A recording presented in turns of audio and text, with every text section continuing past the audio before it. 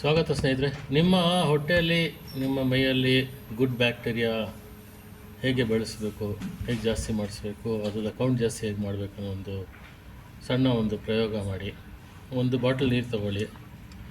ಆ ಬಾಟ್ಲಲ್ಲಿ ನಿಂಬೆಹಣ್ಣು, ಕೊತ್ತಂಬರಿ, ಒಂದಿಷ್ಟು ಶುಂಠಿ, ಸೌತೆಕಾಯಿ ಎಲ್ಲ ಹಾಕಿಬಿಟ್ಟು 12ರಿಂದ 16 ಅವರ್ ಇಟ್ಬಿಡಿ.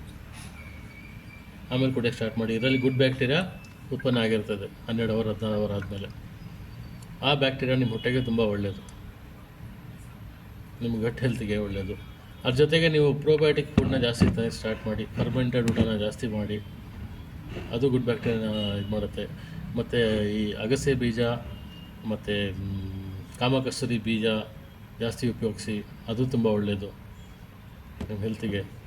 ಆದಷ್ಟು ಒಳ್ಳೆಯ ಆಹಾರ ತಿನ್ನಿ, ಮಿತವಾದ ಆಹಾರನ ತಿನ್ನಿ, ಟೈಮಿಗೆ ಆಹಾರ ತಿನ್ನಿ, ಯಾವ ರೋಗನೂ ಬರಲ್ಲ. ಧನ್ಯವಾದ ಫ್ರೆಂಡ್ಸ್.